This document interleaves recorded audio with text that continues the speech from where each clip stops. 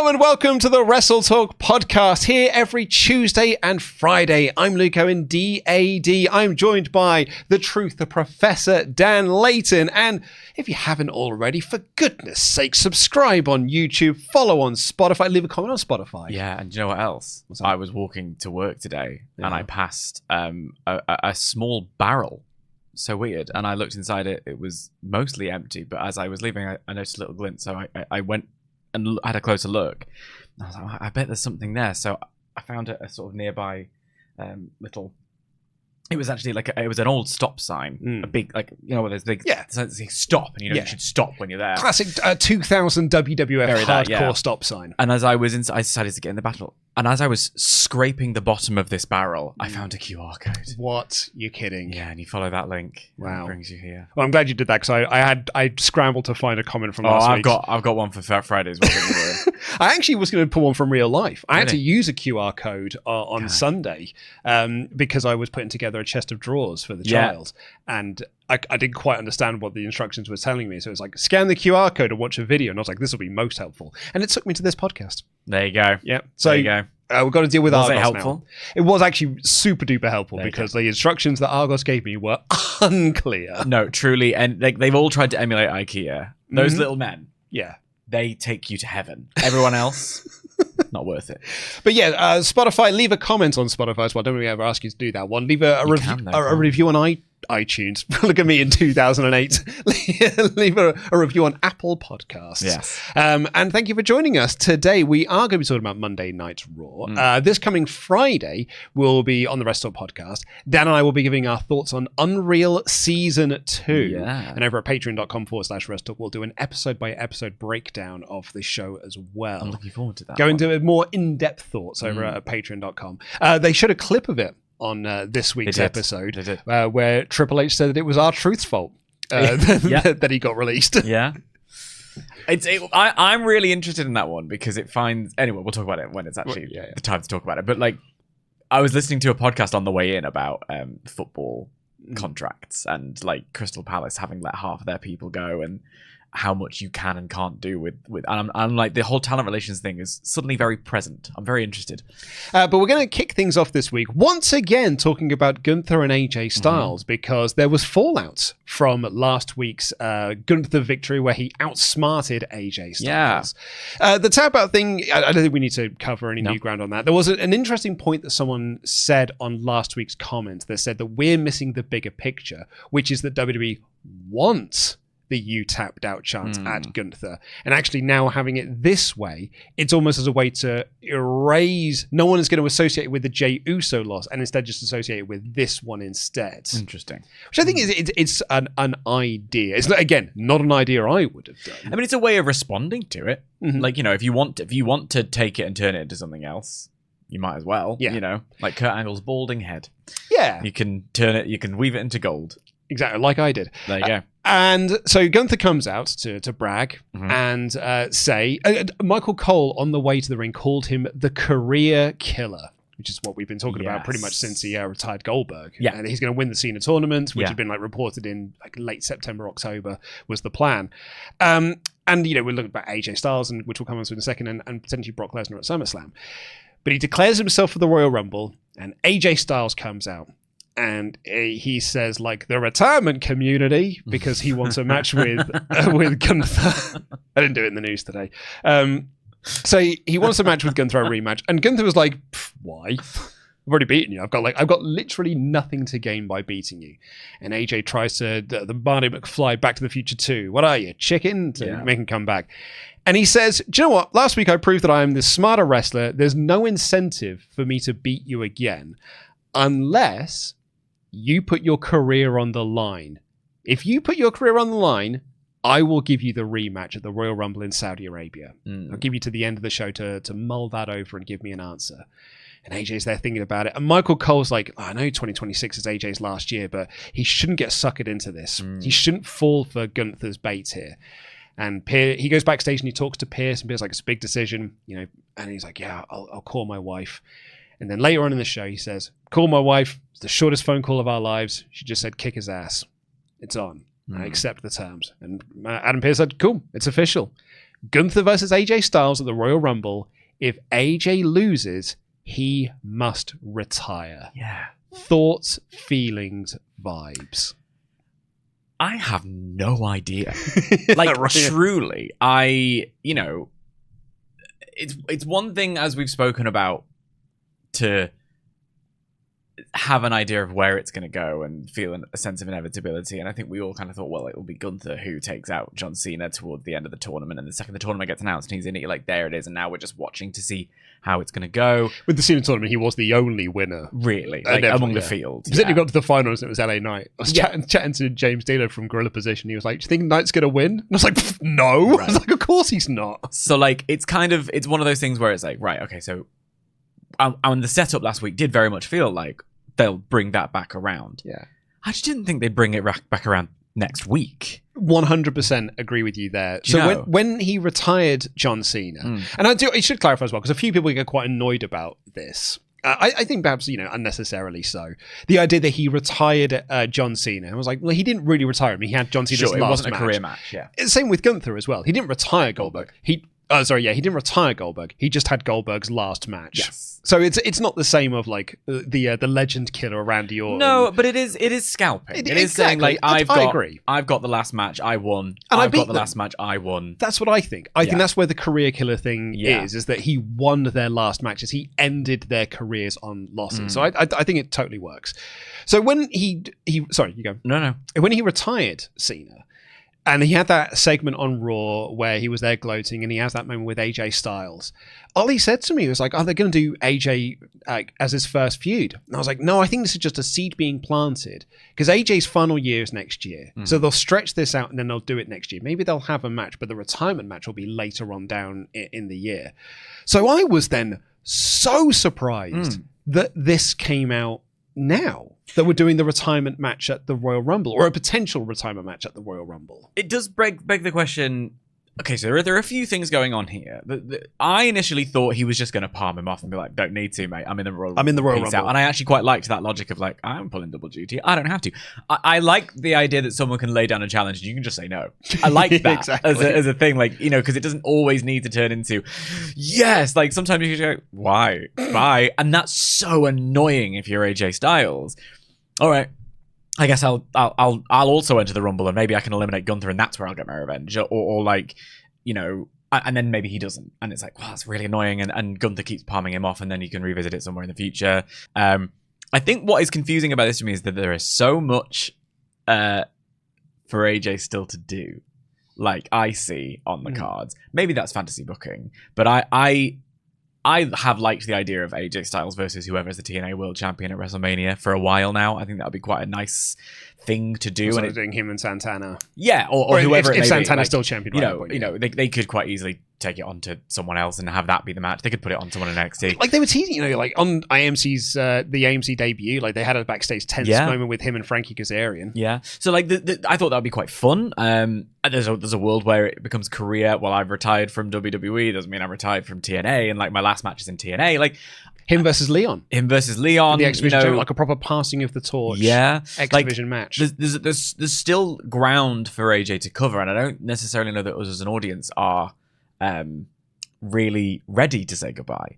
I suppose you could also make the argument that the Royal Rumble is 10 years since he debuted in WWE. That's what I'm looking at. That's quite poetic. That's quite nice. We know you love an anniversary. I love an anniversary. He's finishing up his career. He's always said, I'm going to finish up my run in WWE. Like so that's where I'm going to have my last match. So in 10 years for him debuting at the Royal Rumble, he's going to end at the Royal Rumble. Maybe he's ready. Maybe 2026 is like, we are in 2026. Doesn't have to be the end of. Maybe it is just time.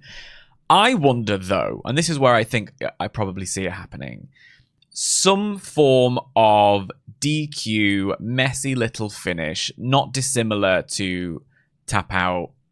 It was an unclean finish last week. Yeah. I wouldn't be surprised if we saw a dirty finish in some way that is not conclusive, is not a pinfall or submission. I'm seeing a DQ, and as a result, AJ wins, but it's not at the end of this. And then we loop back around to it somewhere later down the line. Like, I think that would be messy, but I don't see this as the end. Yeah. Which makes me question what's going to happen. Me too. I've got a lot of different things that are running around in my mind of what it could be. The thing to bring up, though, this passed me by, and I found out why it passed me by is because this news dropped the day I went on holiday last year. So when I had my 1 week off in the summer, this bit of news dropped. So this completely passed me by, and I've not actually known that it was a thing. Absolutely gagged, by the way, that you were on holiday and not doing work. Like, knowing honestly, mate. Like I had my phone on me. I know you. I know you. But I deleted everything. Wow. Deleted everything on my phone. Just so I could take my photo of me sweaty when I was running along the beach. Because otherwise, how do you know that I did it? Is for the report from Fightful Select, AJ's contract runs through till February. Fascinating. They said that it ends after the Royal Rumble and before WrestleMania season officially gets into gear. So if his deal is up in February, then the Royal Rumble will be his last show. Right. So that kind of it was this morning when I was watching this, I was like, okay, so AJ wins this one and we'll do another match down the line. Then when I'm sort of reading up about it, I found this and I'm like, oh, right. To now I'm like, well, maybe it is just going to be the last match then. Maybe Gunther's just going to beat him now. And this whole 2026 was my last year was not a full calendar year. It was just going to be, I'm going to retire in 2026. This is my last contract. That's when my contract's up. He said when he signed that contract, this is the last professional wrestling contract I'm going to sign. I'm going to end my run in WWE. There's this other part of me that's just like, what if they fed the information out there? He's actually signed an extension. It's going to run through until the summer, or it does run through to the end of 2026. There's a huge amount of possibilities here. And I kind of wish that I kind of hope that they are true. That there is an extension signed. I'm so excited for this match. I really don't know which way it's going to swing. Because while I like the symmetry of him retiring at the Royal Rumble, maybe it's just because I'm the big AJ Styles mark. And when I first got back into wrestling in 2005, he was my first oh, you're a new guy that I absolutely love. Him retiring in the middle of a Royal Rumble show in Saudi Arabia doesn't sit right with me. I also think it's an interesting thing thinking about Saturday Night's main event, Cena's last match, knowing that Cena wanted to go on first. If they did that finish, I'm someone who believes that you could absolutely do Cena going on first if Cena wins the match and then maybe enjoy the rest of the show, and then you're on a high, and then you enjoy the rest of the show. But if if Cena wants to go on first and be the wrestling traditionalist and lose on the way out and tell his story and tap out, I believe everything about John Cena's last match went exactly the way he wanted to, except he didn't go on first. Yeah, if they had done it and Cena went first, everyone would have left. The air in that building would have been horrible, right? So I think the same is true here. Not that the air in the building would be horrible, but I think the rest of us would sort of be a bit distracted from the rest of the Royal Rumble. I'm just going to see if I can find it, because someone did say that on the comments on Patreon. Sorry, I'm just going to find out. And while you're finding it, maybe that's me seeing a little bit too much on AJ Styles. Maybe he's a legend of the industry, and to people like us, he's someone who holds a great deal of respect and fondness and whatever. But maybe to your broadest of audiences, he's a legend who will retire goodbye, and now the Royal Rumble's on. Do you know what I mean? Maybe. I doubt it, but maybe. Well, so it was Muhammad Albani who said, if you're going to retire AJ Styles, it needs to be the main event. Imagine AJ loses at the Rumble, then it's time to get excited again for a Royal Rumble match. That's such a shift in tone. I don't think it will work. Also, it's too soon. There's not been enough build. And the argument of build's an interesting. We've been AJ's been talking about his retirement thing. I said last year the crown jewel match he had with Cena felt like his retirement match as well. It came out in the old AJ Styles TNA gear. Yeah. AJ Styles was doing all the shout outs to all of his previous foes in that match. That felt like a retirement match for him.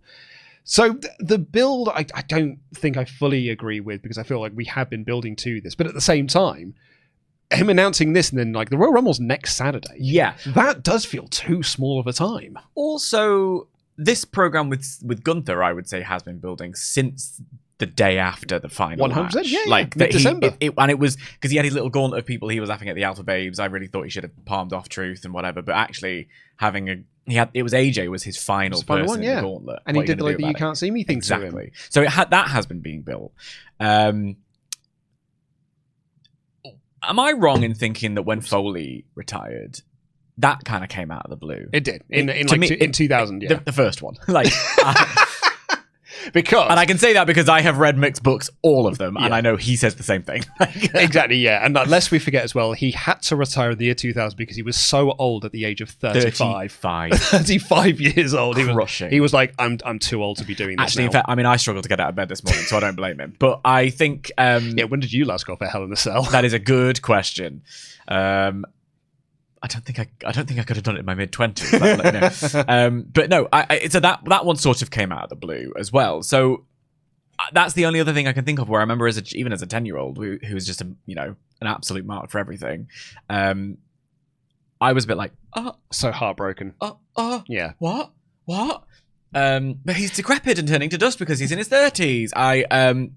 Someone on this is on this show. No, off camera. Okay, all right, fine. Yeah, sorry. I think sometimes we maybe get a bit too romanticized. And given, in fairness, the last couple of years we had Hiroshi Tanahashi retiring this year. He said 2025 is my last year. I'm going to retire then at Wrestle Kingdom. So we had this full calendar year of this is the last time we're seeing Hiroshi Tanahashi in X. This is the last time we're seeing him in Y. Last time we're seeing him in Z. And when he came to London, I wanted to go to Forbidden Door anyway, but I really wanted to be there to see Hiroshi Tanahashi's last match in London. I actually wanted to be there at the Rev Pro show as well, so I could see his last match in Rev Pro. Yeah, and all this sort of stuff, right? And we had it with Cena. 2025 was Cena's final year. Sting announced his retirement. Then you had this long run. Danielson had, once this happens, I'm going to retire. And so you had this big long run. Every match was every match. So you kind of get... we were there at All In. Where it was he's either going to win this or he's retiring. Yeah. And I think the joy that we all felt, and it was very authentic, kind of... It was not only wow, we saw a big title change, wow, we saw an incredible match. It was also and this is carrying on. And thankfully, we still get to have Bryan Danielson. Do you know what I mean? There was so much wrapped up in that. So there's a sort of romanticized idea because we've had so many of them over the last couple of years. So for AJ's one to be just so out of the blue, 1 week out, or 2 weeks out, I suppose, 2 weeks out to be next in a fortnight might be the last ever AJ Styles match. Yeah. I'm not ready. I don't feel like I'm ready. But that has made me truly excited for the match, and I'm so stoked for it. And ultimately, when we talk about WWE feeding out things to try and throw people off the game, I find it really interesting, and this is what's going to make the Unreal conversation on Friday really interesting. The sort of two sides of the coin. Some people being like, "Oh, why are they selling those lives?" And it delegitimizes everything if I'm reporting something and then it turns out it was all a work. Versus, well, hang on, aren't we in the business of trying to create moments and stories and make people feel things? And if one of the ways that you can try and do that is by red herringing them and presenting you with, we're going to sort of the Drew thing, on that first SmackDown where I'm sat there going oh, you can't not give him the belt, can you? Yeah. Would be great if you did. Yeah. That's feeding into how I'm going to sit down and watch this match of the Royal Rumble and be like, what's going to happen here? Yeah. And I don't know. I'm going to be in every single one of those near falls. That, and ultimately, work the boys. This was a conversation we had one of the last times I was on the show. If you're going to have to, work the people. Wrestling is a work. It should be. At the end of the day, wrestling is a work. Yeah. So if it's... I know that some reporters can get a bit narked about this, understandably so. I get it. Yeah, and I absolutely get it. I think where Sean... Because I talked to Sean about this when he was on TLC in December. The thing that he kind of got a bit narked about it was that it's if they feed out duff information, then that gets reported, then they say, don't believe the dirt sheets, they get everything. Yeah. That then, because that's just disingenuous. That is you're the one feeding the misinformation. Yes, exactly. Yeah. So I don't think that's a fair version of it. He mentioned the Alexa Bliss thing. They reported that this is what happened, and then they go on and be like, don't believe what the internet says. They told me that Alexa Bliss wasn't going to be here. It was yeah. Because she wasn't. She was flown in very last minute, and Shotzi was taken out of the Royal Rumble and replaced with Alexa Bliss. Yeah. So you can't say that the dirt sheets lied about this or got it wrong, because so that's putting out a sort of false, that's misinformation themselves. It's like you could get away with that if you didn't then say that on the television. Exactly, yeah. Absolutely. Yeah. If Alexa Bliss had just come out and it was a genuinely huge surprise, and they were like, "Whoa, that's massive!" It's then when you go on actually, we got them. Then you just come across as a smug prick. I don't know if that's here, though. No, I don't think so. I think there's just every chance AJ's contract is up in February, and this is it. And this is his last match. And it's not a case of he's then going to go to AEW or he's going to go to TNA. I think this just might be it. And like, as I said, and maybe I'm sort of romanticizing this again, in the middle of the card, etc., I want it to feel like a bigger deal. Yeah. Like, I want it to be like its own special show. It just being in the middle of a Royal Rumble card in Saudi Arabia just doesn't... I don't love it. Maybe, and you know, not to then tread over the same ground that we're... And this is why we go an hour and a half, because we end up saying the same things. But maybe there's something in the Danielson Flair mold of it where it's like that was a near miss there. Like Gunther can take a loss, and I think there was a world where I was imagining he just scalped people to the end, and that would create a sense of inevitability. Let's say that went through till September, October, November. I don't know. Maybe AJ wins it, and then it becomes this thing of like that was really hard. Like that was really hard. I don't know how much longer I can go. Maybe the next time I lose will be the one. And then you can have that every single time. And maybe it is at WrestleMania the TNA champion. And maybe it is, and that's a great way to put someone over. Maybe it is to Leon Slater at WrestleMania. Maybe, I don't know, whatever. Like, if they're going to do it, I think it would be Leon, because they're going to sign Leon at the end of the year. Sure. And that's a great way of, you know, that's where the Joe Hendry thing got great eyes on. Sure, TNA champion at WrestleMania, huge reaction. I will never, ever accept anybody telling me that Joe Hendry losing to Randy Orton in 3 minutes or whatever was not a good thing for Joe Hendry. Sorry. I will sit here and argue into the day. I'll tell them blue in the face that it was... Well, that's what's another thing that's going to make Friday a really fun conversation, because you and me come at this from completely different angles. But I think there could be something really interesting about AJ struggling to beat, but succeeding in beating Gunther, and then maybe Gunther coming back around at the end and being like, I'm pissed off that I didn't get your scalp and I want it. Yeah. So Gunther's the other half of this equation. Right? So if Gunther doesn't win at the Rumble, and then he doesn't win the Rumble, it's 2 losses for Gunther in the same evening. Is that the best follow-up to him retiring John Cena in December and tapping out John Cena for the first time in the sort of 20 plus years? Is that the best follow-up to have him lose twice, in one night? I don't think it is. But if he retires Cena, then if he retires AJ, then doesn't win the Rumble, at least then the thing you'll remember is he retired John Cena, not that he didn't win the Rumble. But if he just loses both of them, I don't know. I guess that's not the best picture to paper. You can always rebuild. Like, you can rebuild. Oh, yeah, completely. But there's also such a thing as momentum. Yeah. So if he went 2 months, back-to-back months, and he retired Cena in December, then he retires AJ in January, that's massive. Even if he then doesn't win the Rumble, that's massive. I don't see him winning the Rumble. Unless you could build it into, you could do Gunther and Punk. Read a really interesting piece in WrestleTalk magazine that I read. But I feel like we're still heading down Punk versus Braun. Yeah. Like, particularly on this show as well, which we'll come on to later with all the Braun Breakers stuff. I still feel like we're heading towards Braun versus Punk, where Braun's going to win the title. Interesting. So I don't know. I'm curious to know what other people think about this. Look, going by the Patreon comments, everyone's main thing is it feels too soon. Yeah. This feels like we have not built this up enough, which I do agree with. But I can tell you this, man. Like, I'm so excited for the match, and I know that I'm going to be well into it, and I'm well going to be into the near falls, because I just at this point I don't know. I don't know which way it's going to swing. Should we talk about the rest of the show? Yes. Because we then had what I thought was comfortably, easily the worst thing on this show. I thought this was dreadful from pretty much start to end. Backstage, Maxxine was warming up, and Natalya appeared out of nowhere and said, all of your training with me has paid off. I'm going to be in your corner for this match. And then the camera pans as Maxxine walked off, and I was like, right, so you're going to cost it the match at the end and turn heel. And yeah, that's exactly what happened. Maxxine and Becky Lynch had their 6th match in this feud. That was a fascinating little stat. 6th match in this rivalry. And it was good. I don't think it was. I think they've had better matches. I think the match they had at the start of this was so much better than what they've been doing here.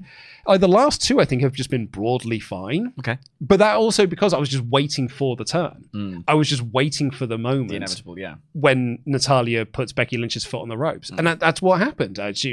Becky goes into the corner turnbuckle that she exposed, which is comeuppance for her. And then Maxxine gets the pin, and Natalya puts Becky's foot on the ropes. Then Becky gets the manhandle slam and gets the win. And then Natty turns heel afterwards, and she attacks her, and she puts her in the sharpshooter. And this had such little heat from the crowd. who weren't really into Becky much either. I'm not putting all this onto Maxxine and Natalia. They weren't that much into Becky either. Live reports were she was getting such little heat for the promo she did in the commercial break. Yeah. I just thought this was a whopping failure because where's she been? What, Natty? Yeah. She's been in the shadows. Wrestling from them. Looming out. Like Uncle Brett. Yeah. I think that they dropped the ball on this so spectacularly by not having Natalia be a part of this storyline at all. And also seemingly telling the story out of order. Yeah. I think for me, it's this thing of, look, we know I'm a Natalia fan. I was going to say, I was thinking about this on Trainer. I'm so excited because not only are you the Natalia apologist of this show, you're the Maxxine apologist of this show as well. And Becky Hogan. Well, I love Becky Hogan. We know this. And Becky's the best. Yeah. You know how I read Becky's book? I've got Natty's book as well. So, like, you know, I'm still working on that one. I haven't started it. Yeah, I'm in the middle of another book. But reading all the Divas books. I found this frustrating because it's not the idea that I have an issue with, it's the execution. That's exactly it.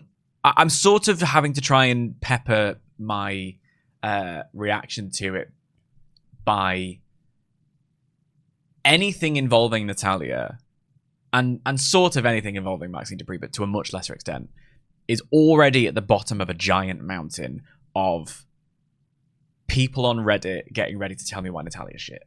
Mm-hmm. That I just don't agree with. And it's so interesting to me. I screenshotted it. I'll show you later so you know I'm not lying. I saw people being like, if she really wants to have this final run where like she can like one last hurrah, then she should leave and go to AEW because she should join with the Death Riders. And I'm like, honey, what? Like what are you talking about? You can't tell me in one breath that you think... That time was last year. But also, you can't tell me in one breath that you think Natalia sucks and then tell me that you think she should go to AEW. That's nonsense. Like, what are you talking about? I think... Unless, of course, that person is they don't like AEW either. and they were just like... brain play. Yeah, so I don't like Natalia and I don't like AEW, so she can get out of here and go to that show. Because I don't like the Death Riders much either. This was not what these people were saying. But then again... Egg on my face for looking for decent takes in the depths of the internet. He says, providing a take on the internet. Yeah, but we're surrounded by nice people. And I'm also a genius. So like, I'm a very stable genius. No, so yeah, anyway, all of that out of the way.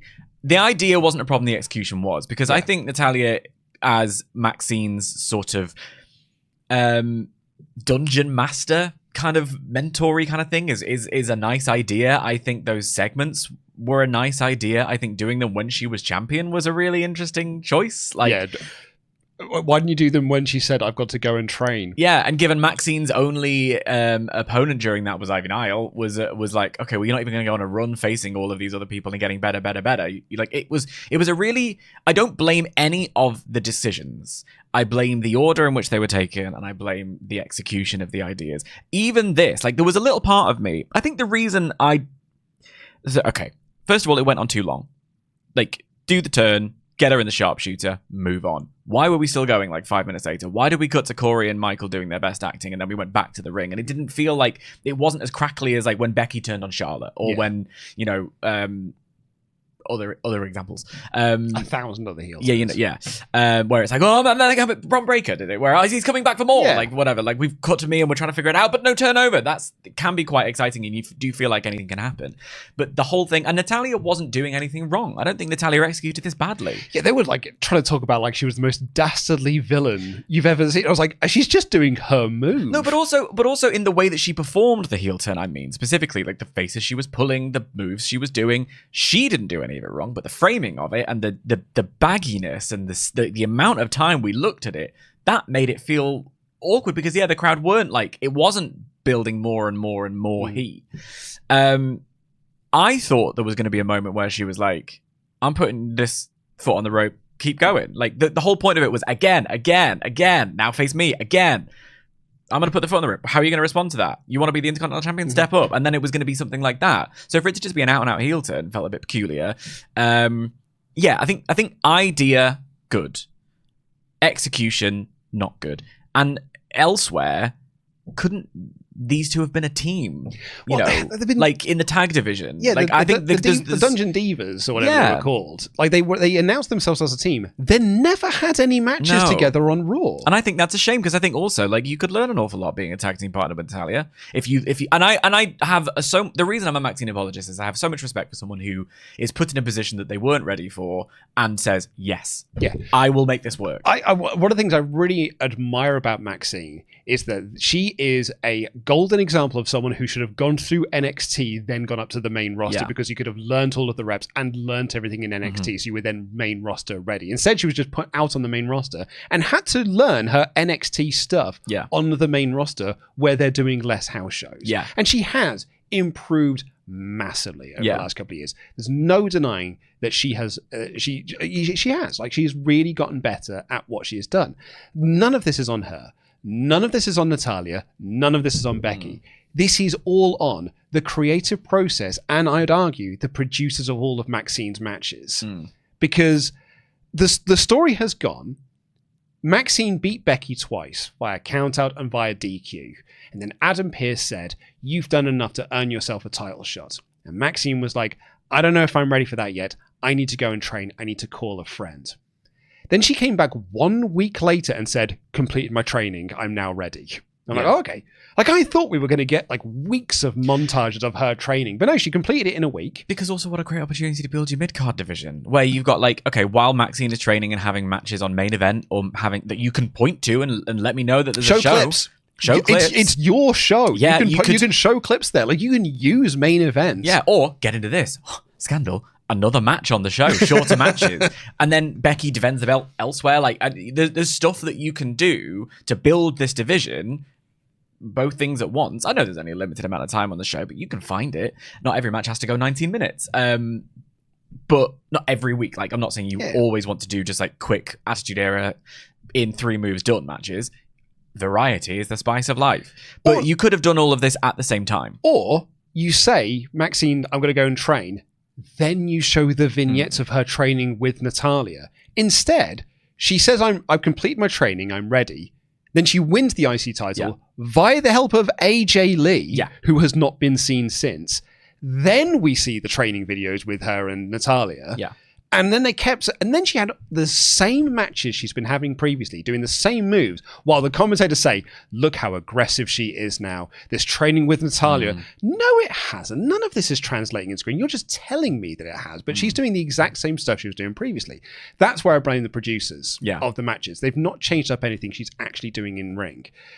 And then she loses the belt to Becky Lynch because Becky cheats. And then Natalya shows up for the 6th match of this series. And now I'm going to be in your corner for the first time. Then she turns. Where the F have you been in all of this? Strong ideas, bad execution. Such bad execution. Look, what I will say, and again, egg on my face, whatever. Natalya, I think, is part of the reason that she's always struggled to connect is that her performances are a bit wooden. You know, not a great promo. But a great in-ring performer.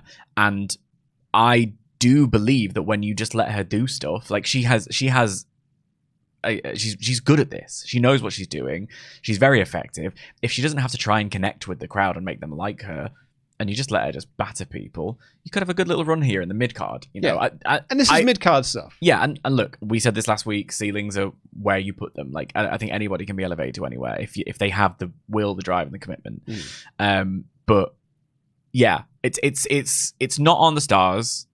It's not on the ideas. It's on the execution here. It's exactly. I think this which is ironic, given that she's descended from the excellence of execution, that she's being let down by other people's execution. I think this is such poor execution. Is the word. It's poor execution by WWE from a lot of different angles here, and I do think it needs to be called out for how badly they have done this, because this is the simplest storyline to get right. Yeah, like this is the most simple A to B to C story. And we just have done it. Like, we've gone A to C to B, now to D, and now we're just like going back to B again or going to C again. It's just gone so badly wrong. And so no wonder there was no heat for this. Yeah. Because why would people care? Yeah. I think people, honestly, were there in the crowd just waiting for the Natalya heel turn because they telegraphed it so badly on TV. So WrestleVotes said that one of the reasons she wasn't on TV was to give her time to promote her book. Right. But she's been doing AAA. Yeah. So it's not like she's like doing constantly world, North America wide book tours. She's been wrestling. She's just not been wrestling on Raw. Yeah. And actually it's a great opportunity to have her featured as well. Like, you know. You've shown some of these clips from AAA. And you own the footage. You own the company. Also, if she's promoting her book, like, they love to be seen in like the mainstream. Like, it's a good opportunity. I don't know. It's again. Okay. I think I'm a bit like jaded by it because I'm a fan of the women's division and these specific people as well. But to see the blame put at their feet really gets on my nerves. Well, I think if anyone is putting the blame at their feet, it's this idea of like, oh, Natalia's. I don't want to have to see Natalia again in 2026. And I'm like,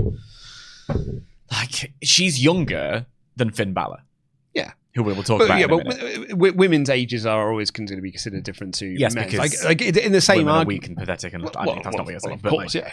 But like in the same token of the point is there's never been a men's WWE or world champion born in the 1990s. Mm-hmm. But there've been a load of women who have been born in the 1990s. Yeah, it's like that's where the argument's like people say, well, the argument doesn't work. Then? Well, no, they shouldn't stop. Good, still ready to go. Well, no, absolutely not at all. It's just that's the way that unfortunately these industries do work. Is that if you you can't change that. My point is you can't change that without being active in that. No, of course not. And so which was going to be the point I was going to make. I don't think they care. I think the reason why this storyline has not been executed brilliantly is because they don't care about it.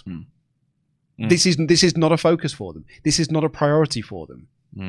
So that's why I think it's that. And the same reason of like, we can change the culture if we say that women's age differently. I don't think they care enough. Yeah. It's frustrating. Yeah.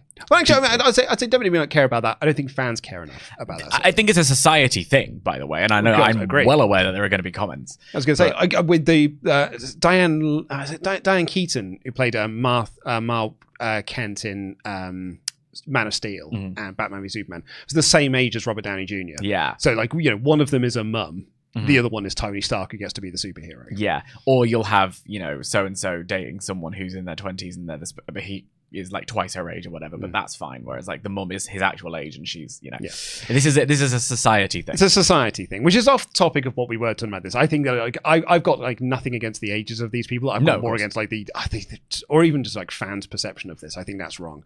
I just think that the execution of this was so bungled. Yeah, again, multiple things at once. But yeah. So then we get Pierce talking to AJ about the challenge. He says he's going to call his wife. And Heyman walks up. Again, reminded that you put your hands on Braun first. And Pierce says that he's going to be at ringside for the Visions match to make sure that they are on their best behavior tonight. Got a video for Punk versus Finn. They had removed the flags from the graphics. Oh, I noticed that. Yeah.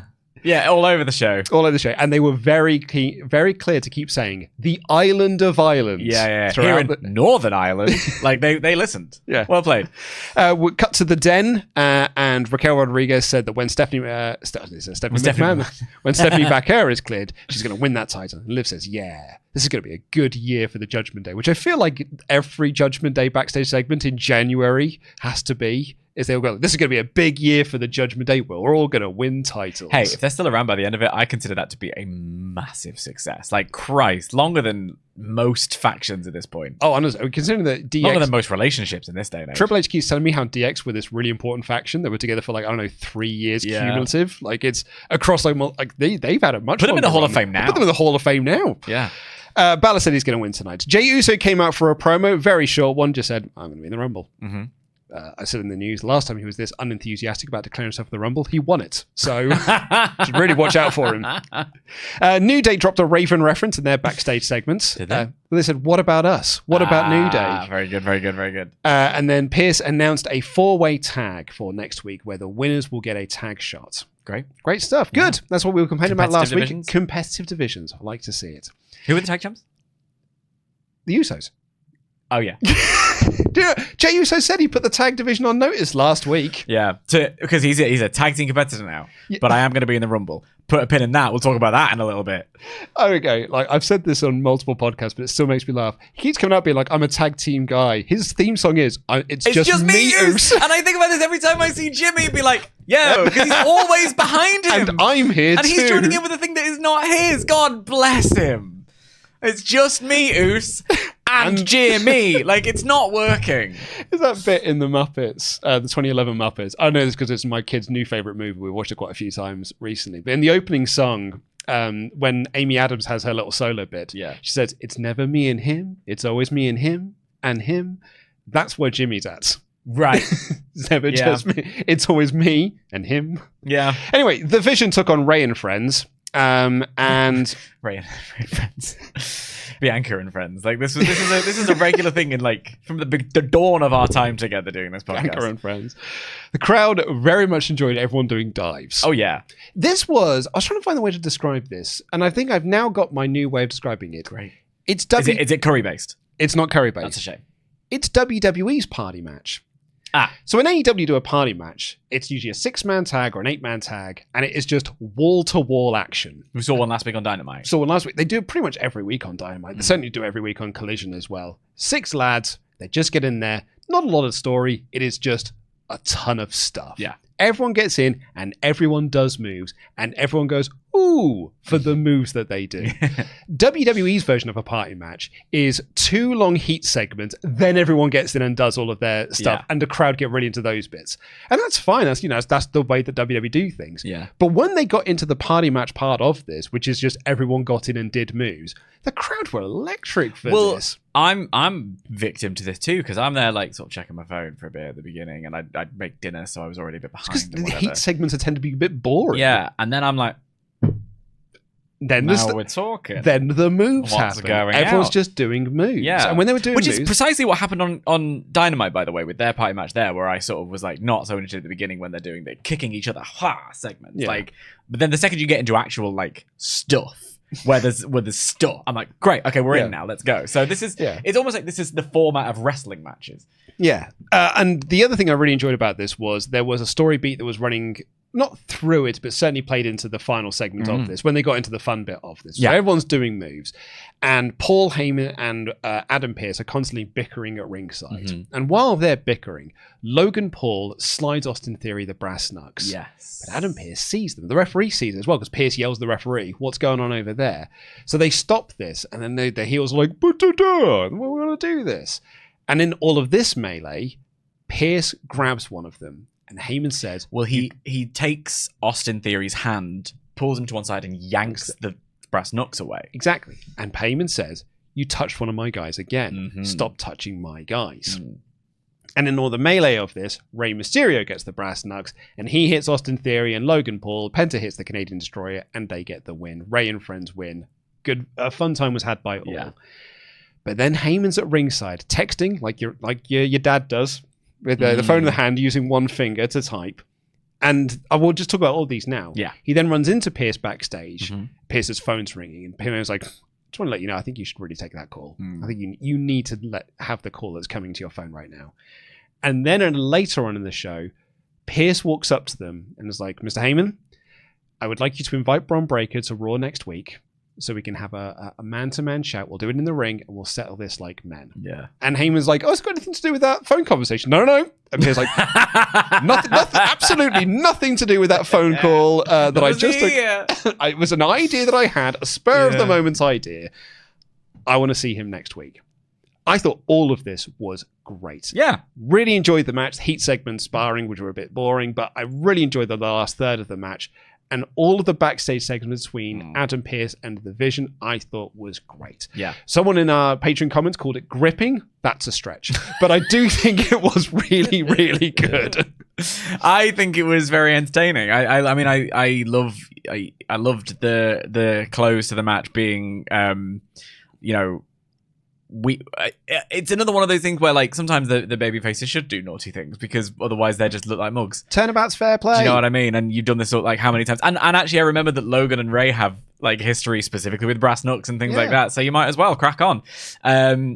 All of that was really good. The glancing, I would call it glancing contact between Pearce and Theory, enough for Heyman to be like, I've got you. And I was so every time he's like, I'd take that call if I were you. I was cross at him.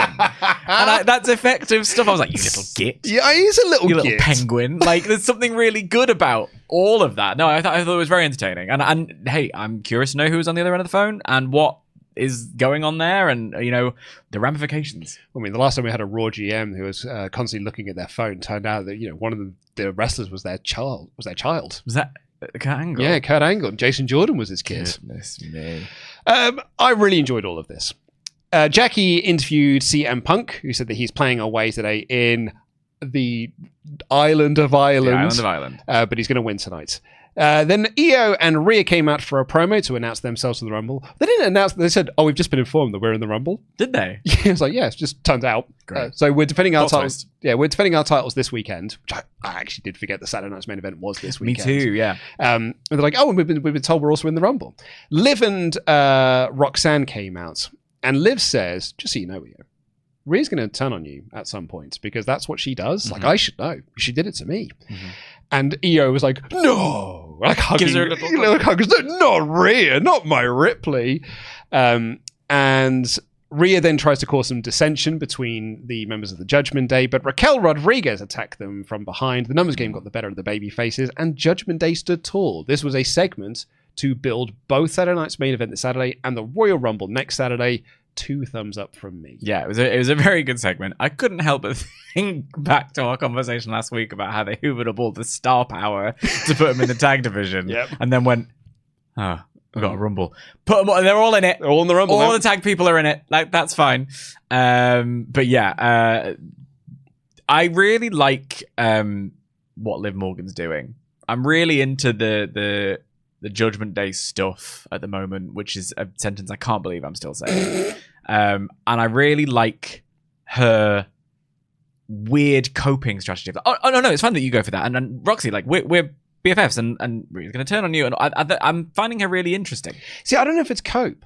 I don't know if it's a coping mechanism. I think she is just playing everyone. Maybe. Because the previous way of doing Judgment Day drama is to be snide and catty and be like, "Oh, so you're over there." And, "Oh, who's taken the hotel room key?" Remember the hotel room key? The hotel room goes so long back in the day. Loved it. Did we? I did. A little soap opera stuff. Scandalous. Yeah.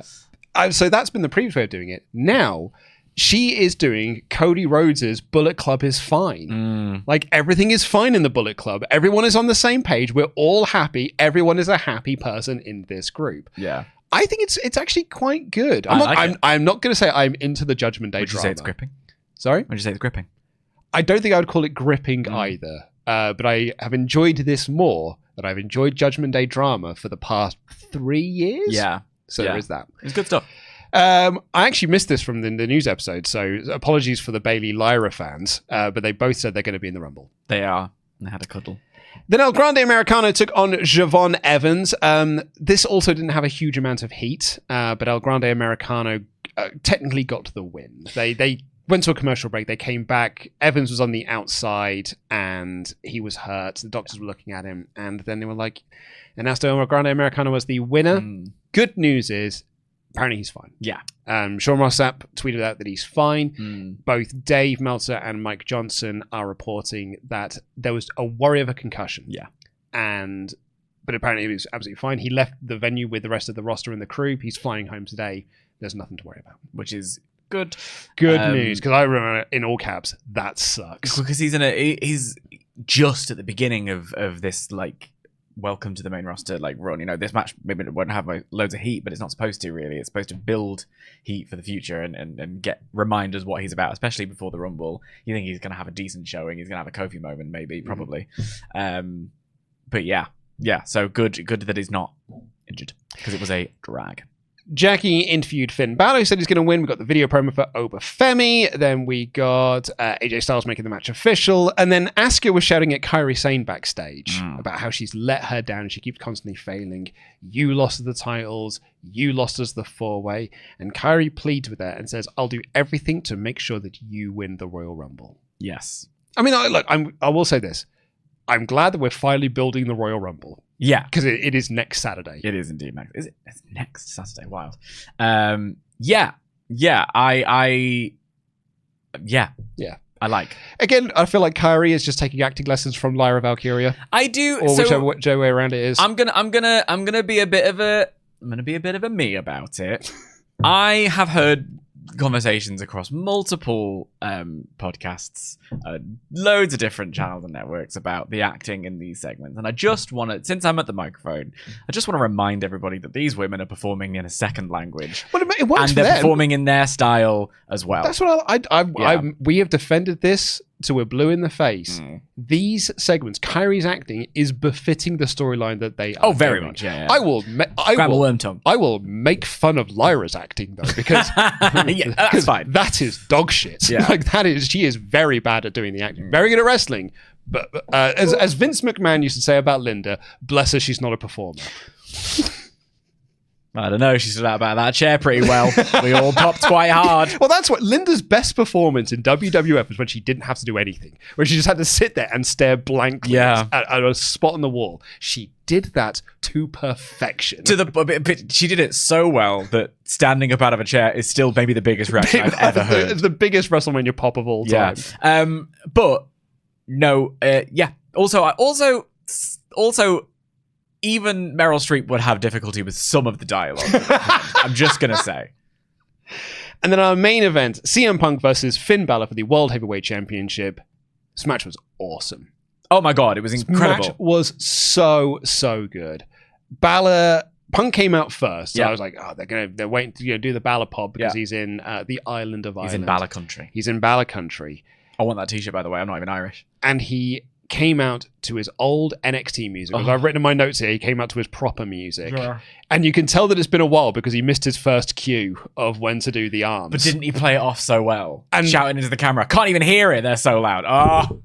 And I'm doing it at home, by the way. Me too. Yeah. It really did take me back to me and my mate John going to take over London in our Balor Club t-shirt. Yeah. And just being... And actually, we'd gone to the a house show tour as well that year, and Balor was booked when he was still in NXT, and he got booked on that, and I think it was him versus Sheamus, and me and him were the only people who gave a solitary F that Finn Balor was wrestling, and we were both stood on our feet doing it because we were quite close to the front. It really did take me back. Yeah. And I think this match has made people feel very nostalgic for Balor, because Michael Cole even said it's been 10 years since he not been in WWE, since he won the title. And didn't that feel like a new dawn at the time? Yeah. There was a moment when they drafted Finn Balor and he steps forward to be, whatever. And I remember on that new Raw, pop that collar, and I was like, we're into a new age. Lads. Finally, we're getting some new stars in the main event. Then he wins the world title and has to relinquish it 24 hours later because he got hurt from the buckle bomb. I loved this match. I'm so mad at WWE that they didn't actually give this match the flowers that it should have had, the build that it should have had. Well, just doing 1 week's one promo and just this. The reality is this match is only happening because of the location that Raw was taking place. If Raw was not in Northern Ireland this week, this match would not have happened. If the match was in London, this match would not have happened. It would have been someone else in the position. It'd been Kit Wilson in this position. I mean, if anything, Kit Wilson is more over than Finn Balor is right now. If I wasn't a little bit afraid that theme was AI. I am convinced that it is. Which is why that it sort of bums me out a little bit. That it's an absolute banger. I'm so annoyed. It's an absolute banger and it's doing really well in the charts at the moment. I am convinced that it's AI. I know, it's just stressing me out. Anyway. I thought this match was so great. This was helped by the fact that this crowd was so behind Finn Balor. God.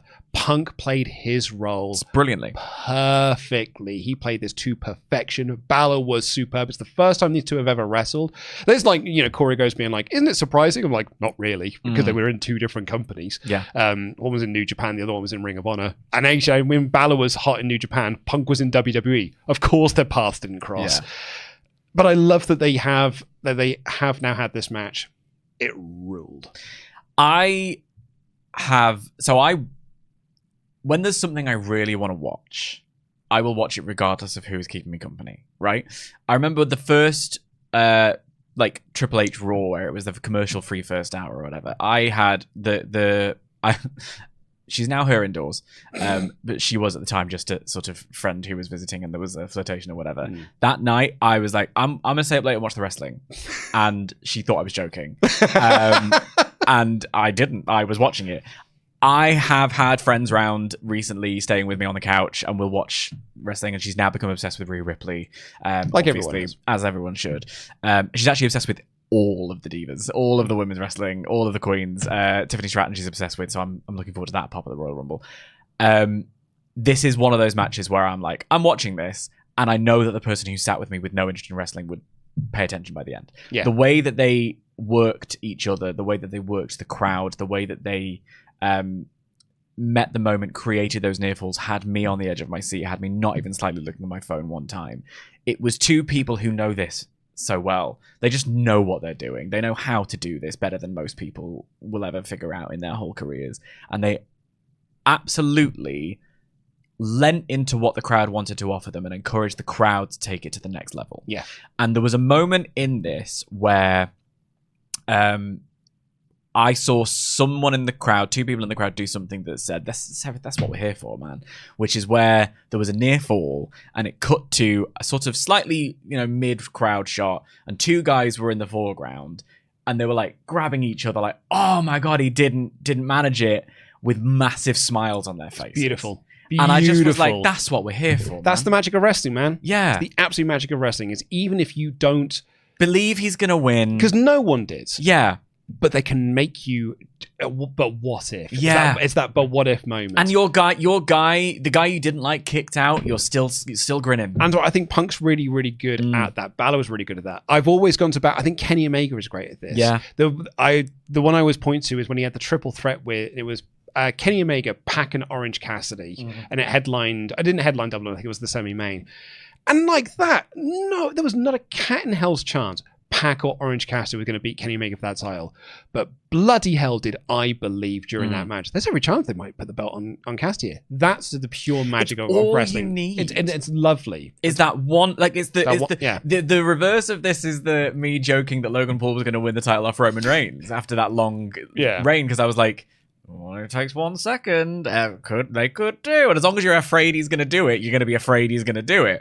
If you're afraid that, if you just have that 1% of belief that they could do it, and the talent is as good as Punk and Balor, they can take that 1% and they can grow it over the course of the match. And I think they absolutely nailed it. Because they built to that moment spectacularly well, because that's the genius of it. It's not that they just did the moment, it's they built to that moment. They're in the match itself. So when I get annoyed when people say you can't tell, like, where's the story? The story's in the match. You tell stories in wrestling matches. Yes. And they told the story that then built to that moment when Balor hit those 2 shotgun drop kicks and the coup de grace.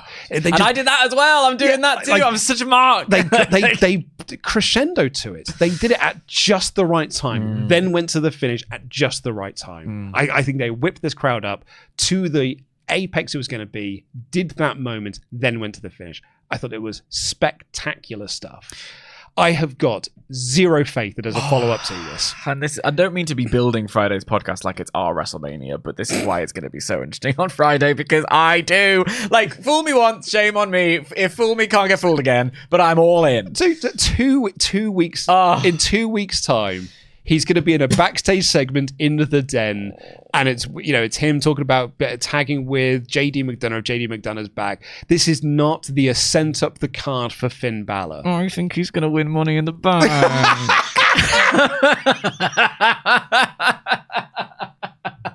I love that for you. I love that for you.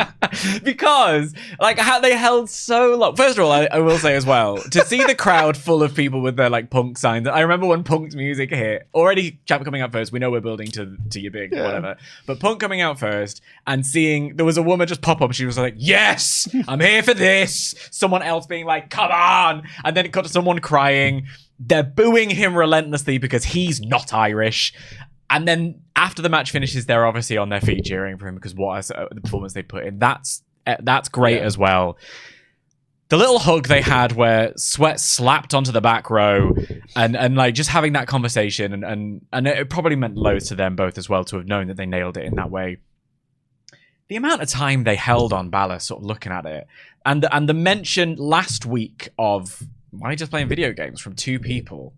I know it's situational. And every part of my brain is in the fool me once extravaganza. And yet, you've shown how much you like to pivot, and if this wasn't in your plans, I think you can get that reaction from anywhere else, because if he's still got that in him, look, maybe it's a Dom feud.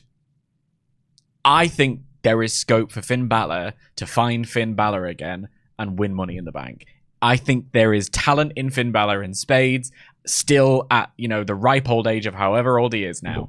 I think there is... Is he 40? He's I think he's in his mid 40s. I think he's about 45. I think he's younger than you think, because I think he's actually might be the same. He was 34 when he won the belt. I checked this yesterday, so he must be 44 now. No way, is he really? Yes. Okay, then he's older than I thought then. Yeah, but he's still proven in this moment that he's still a top level talent on his day.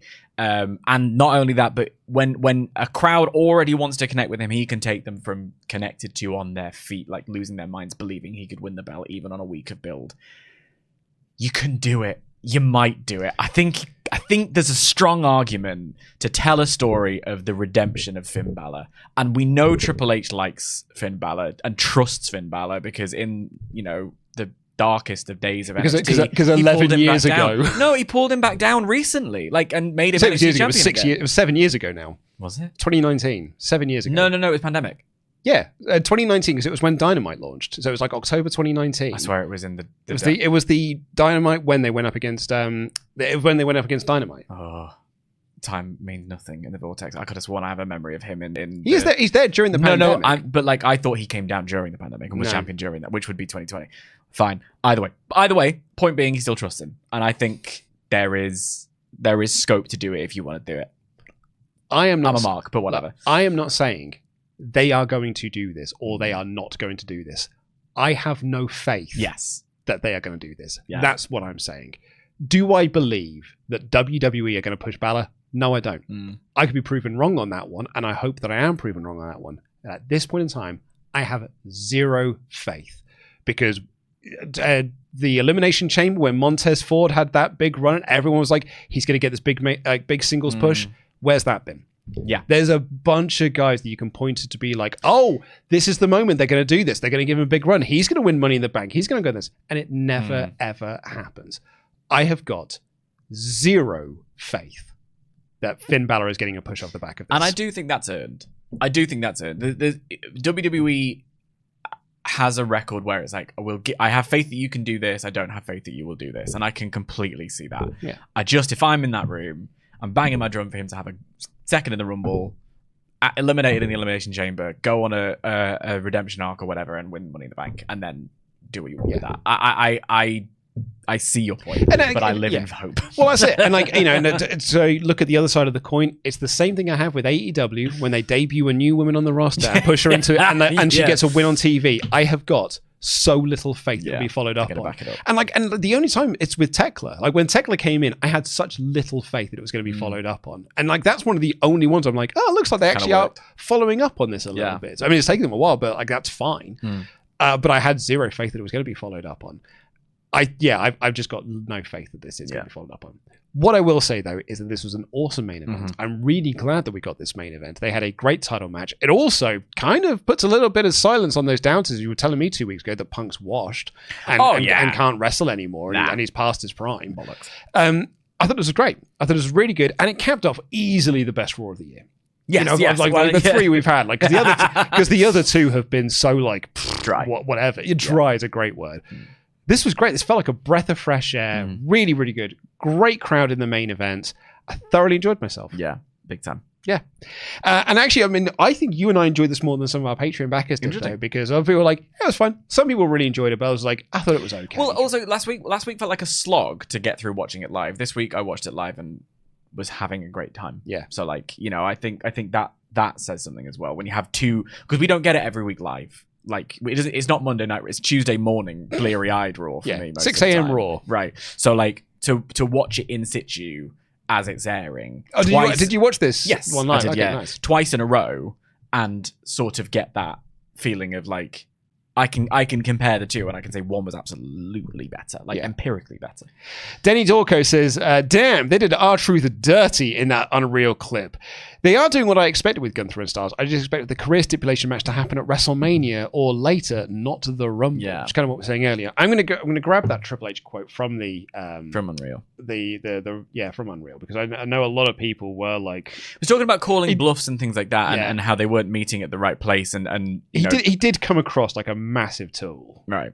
It was trying to basically say like, all right, well we're not going to offer you that, so sign it or don't. Yeah. And then truth. I'm interested to watch the full episode.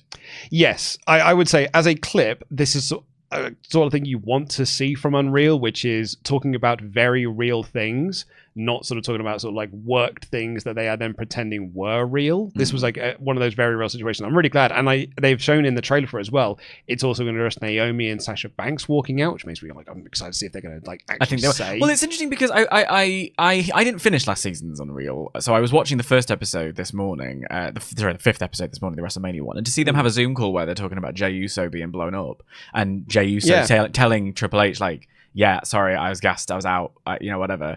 They addressed that, and I'm interested to know. I'm now at the point where they're doing there's no spoilers. I'm doing the Cena Cody match, and I'm interested if they talk about that. And I think there's evidence in last season of Unreal that they will talk about these things that we talk about. It's not just a fluff piece. Yeah, can't find the quote. I mean, it'd be so much better if Twitter was not such a broken platform anymore. I've not been on it. Pass.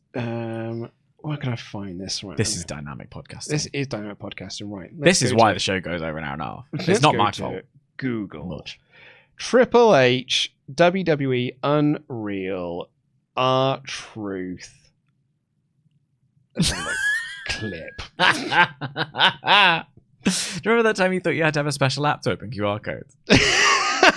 No, I didn't say you had to have a laptop. I think you had to have a special app. A special app, yeah. So, sorry. Yes. That is the hearing jack, Dad. So, okay. Grande. Okay, well, if you're not going to come to us, then your contract's at an end. We're not going to renew it. Knowing that, hopefully, maybe this will force his hand to say, well, hold on a sec, can we talk? He immediately went on social media and said he was fired, which he never was. Contrary to popular belief, he was never not under contract with us. He was just told. He was told, your contract is going to come to an end. And then you went on to it and said, my contract is coming to an end. Yeah. And then Triple H was like, but it's your fault. And you went out there and said that your contract went to an end. He comes across very badly in the clip. It's interesting. Yeah. I'm going to reserve judgment until I see the clip in full context. The derpiest of derp. Well, in that case, then don't put the clip out. Well, it was a fascinating choice of clip. Yeah. The derpiest of derbs. I wish this Finn push was going to lead to anything. I think Judgment Day is long overdue a dissolve as a faction and let everyone go their separate ways. Oh, derpiest of derbs.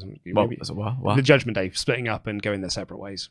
Well, they will, but like when you cut the head off a Hydra, it'll just be a different type of Judgment Day. Bad Taxidermy. Hey lads, long time listener, big fan of the new WCW series. Can't wait for more of that. I thought Raw tonight was, as a whole, pretty great, with a lot of help from a very hot Belfast crowd. Thought the main event was fantastic and makes me want to see a new and hopefully good Finn Balor run. God, give it to me. Jay Oliver, pretty okay episode of Monday night. Natty's heel turn doesn't feel like it makes any sense when she's not been on TV at all. I think that's been the biggest thing. Again, it's execution. It's exactly right. Joshua Shepherd, I think a heel Natalia is awesome, but how it came about is very lame. Also, is it just me, or do wrestlers have no enthusiasm for the Royal Rumble? Excuse me. There certainly is a bit of like, I'm entering myself in the Royal Rumble, and it's like, I think what it's got. The Royal Rumble has got a name, so I'm watching it. I'm not watching it for the people who are in it. Well, what I think is the comment to that, I'm just going to get that name again, Joshua was making there, which I do agree with, is there doesn't feel like there's a sense of urgency about the Rumble. It is just people being like, I'm in the Rumble. Yeah. Cody's promo, I thought, was good. But the only one, I think, who's actually made a really impassioned thing about being in the Royal Rumble, whereas everyone else been like, I'm in the Rumble. Also, because we don't do SmackDown review, do you want to talk about working a crowd? Oh, the Cody Rhodes. Yeah. Oh, spectacular. What a maestro. People have said before, but he's pretty good. He's quite exceptional.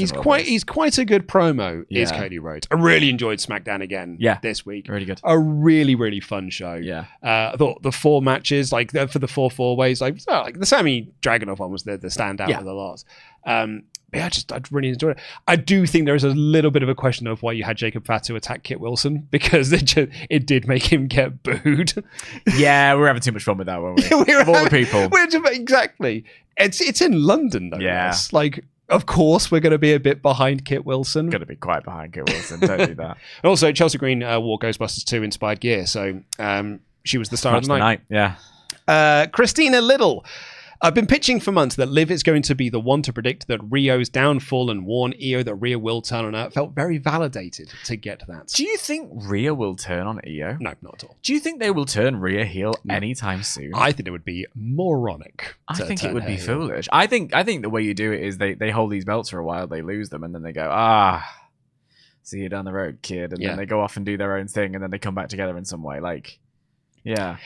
Just back on to Joshua's thing, the point I was going to make about the enthusiasm for the Rumble. I think it doesn't help that they have got the Saturday Night's main events a week beforehand. It's tricky. It's a problem of their own making, isn't it? Of course, yeah. And the other thing I was going to say about Unreal is the thing I'm actually most looking forward to is if they're going to have, because the story is that Truth only agreed to it to come back if like the head people. You want to hear from Triple H, you want to hear from the head people to call him and ask him to come back. Yeah. I'm curious to know if they go down that road of it as well. Or just say, and then he came back. Yeah. Said in Magic 15, I thoroughly enjoyed this week's Raw. The Vision Adam Pearce storyline was actually, it got me hooked. And the main event was fantastic. Bob, is Triple H back against a wall? Because, man, it's been a lot better since the first SmackDown of the year. Oh, never mind, it's just Rumble Mania season. And Ryan here, I can really see AJ losing at the Royal Rumble and his career ending at the pay-per-view where he made his debut exactly a decade earlier. No swerves, just a straight-up classic wrestling match. And Gunther wins. Something that I don't know if I mentioned earlier on, but I do think about sometimes, is, like, wrestler autonomy. Like, if AJ wants to go out of this Rumble, then of course, for the rest of us to sit there and go like, it's your foot. I'm stretching.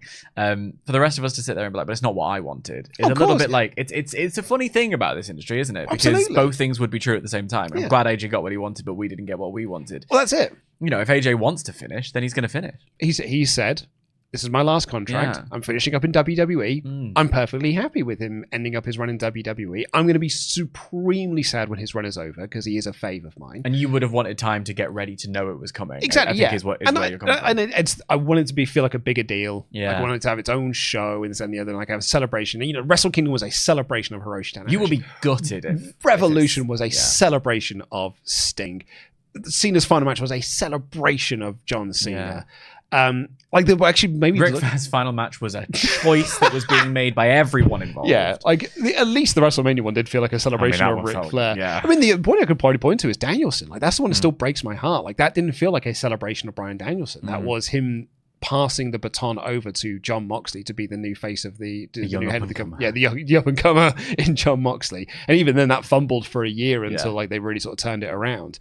So that's actually what I would almost compare it to. Just like, oh no, you're taking this thing from me and I'm not ready to let go of it just yet. Like it is fan service. It's fan selfishness. Yes. I am being supremely selfish in I don't want AJ's final match to be at the Royal Rumble in Saudi Arabia. Yeah. But at the same time, if that is when AJ Styles' final contracted match is and his contract is up, then that's what it is. Like, and that's always fine. If he's happy with it, then he's happy with it. Yeah.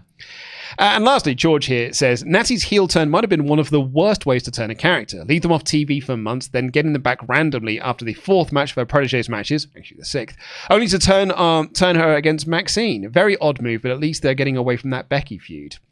I actually think the turn might have helped more if she hadn't have lost the title already. Yeah, I think she lost the title here. Yeah, maybe. I think it probably would have helped in about 3 months' time. Or just have after other bits of the story that they clearly had in mind. And lastly, to shout out some of our incredible pledge hammers over on patreon.com. The incredible Tarzo. Keep rolling the Rick Pesh. Keep rolling. And commentator of the century, Vince Phillips. Patreon.com/WrestleTalk to get your name read out on this show by these fine folk.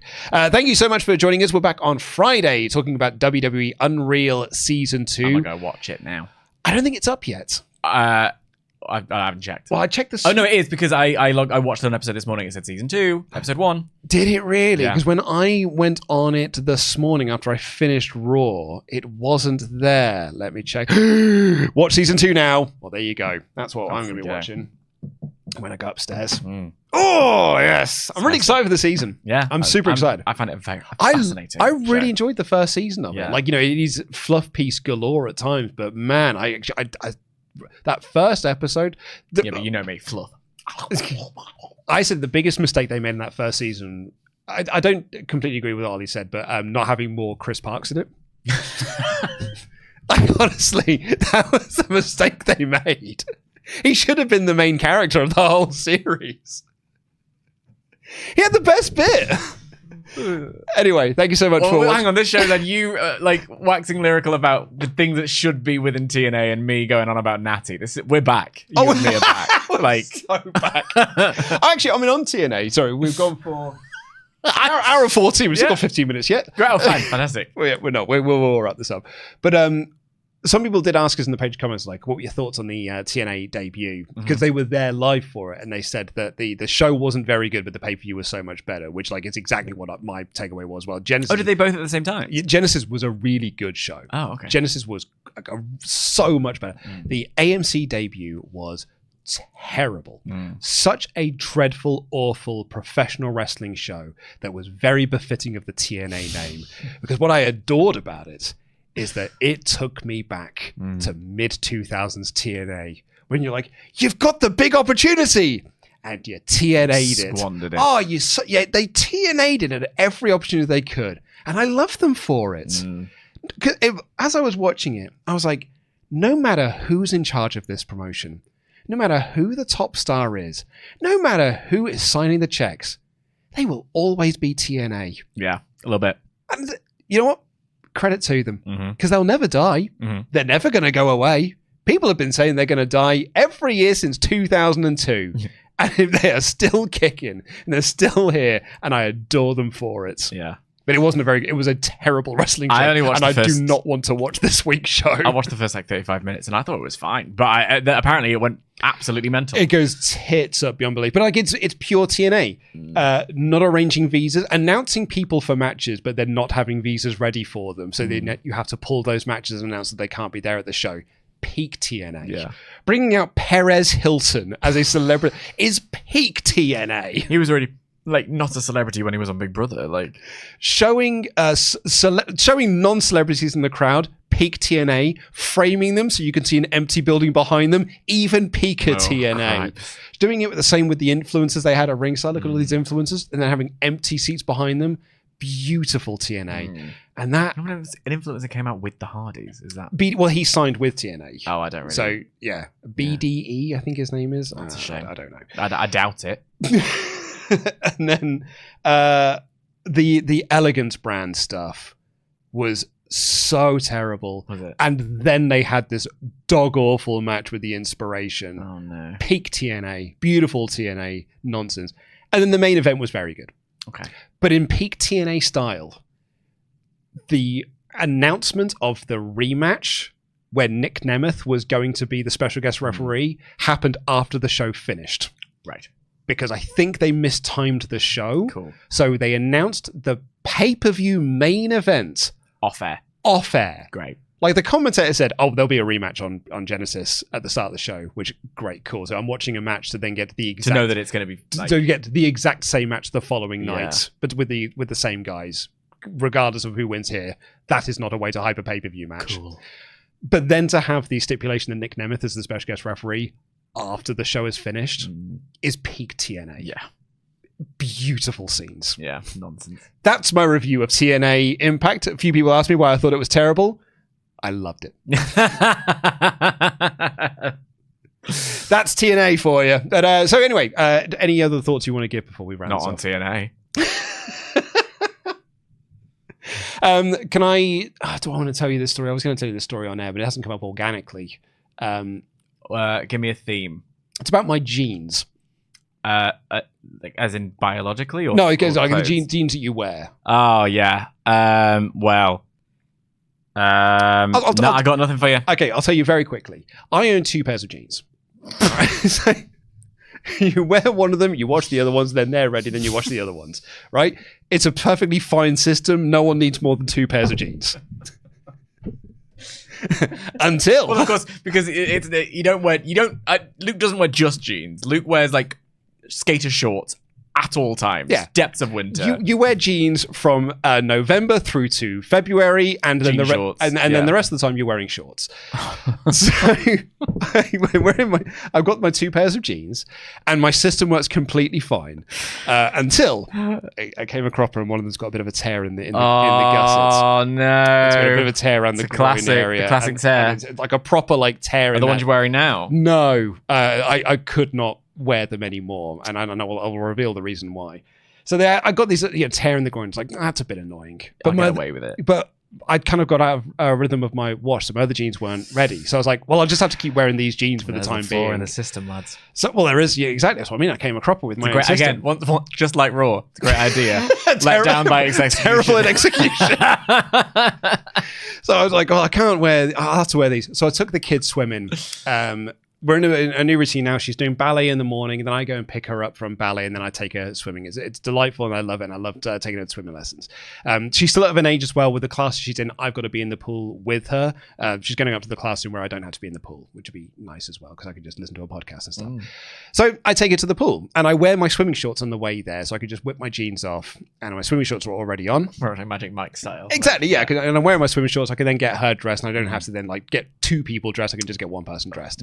It's a simple system. And you take pants with you, so you can then put those on at the end of the night. Sure. Or the end of the day, rather. End of the lesson. So that's all fine until you did what I did this week and you forgot to take your pants. Whoa. I just forgot to take boxers with me. And I was there rooting through the bag and I was like, oh no. Look what I've done. I haven't taken I haven't brought any pants with me. And I said to the kid, I was like, I haven't got many pants with me. This is bad, isn't it? And then she was like, why did you forget them? And I was like, I just forgot them. Idiot. Ding dong, hello, she said. I remembered your socks, which I forgot last week, but at least I remembered your socks this week. It's one thing at a time. Yeah, well, I didn't know she needed socks. She was wearing her ballet. Anyway, so I was like, I haven't got any pants on. So I had to hoik my jeans up over myself and just go commando. Not ideal, but I'm not going anywhere. I'm literally driving home. I can put some pants on when I get home. That's all grand until I then had to lean down to put my trainers on and tie my shoelaces up, and I looked down and my entire knob had fallen out through the groin thing. Like that. And I was like, oh no, well, this is terrible. Yeah. This is awful. Now my knob's just hanging out of my jeans. Like the entire lot has just all completely fallen out of my jeans. So I was on Vinted last night looking for my replacement pair of jeans. Is that the whole story? Yeah. So hang on, you started saying goodbye to the people on the podcast. Yeah. And then the people who didn't just already click off saw that there was a good 5 minutes left of the show and went, well, I must stay and find out what it was. We're putting into Anecdote City. And it's you with your tallywhacker hanging out, looking on Vinted for a second pair of jeans because you can't. Well, the story was my knob fell out of my jeans. That's the story. And how's that relevant? Not relevant. I want to remind you that you said at the start of this anecdote that you were like, it didn't organically come up in the podcast. Where was it going to come up organically in the podcast? If we'd have talked about jeans, then I'd have been like, well, have I got a story to tell you about jeans? Yeah. I haven't found a way to organically say as well as I noticed over the weekend that my kids' farts smell the same as mine. I'm out. Thanks for watching. I don't want any part of this. And then I was going to talk about my mate Guffers from when I was a kid about how his were ranked. But anyway, so we'll wrap this up, shall we? Yes, please. I'm begging you. I enjoy the podcast at large, but not when you start talking about this. Anyway, I'm wearing my third ranked jeans now. Okay. Which, by the way, are super skinny. I'm wearing one of my several pairs of trousers. All right, little Lord Fauntleroy. You're just loaded over here with all your trousers. Pardon. End the show. We'll see you on Friday for the next edition of the WrestleTalk podcast. Thank you all. Love you. Thank you, Dan. Sure. Anything you want to plug? Oh, God, no. No. I know. More trousers. Buying a suitable amount of clothes. I look forward to going through the comments to find out which of you stuck around to this point of the show. Yeah. Thank you all. Love you. Bye-bye.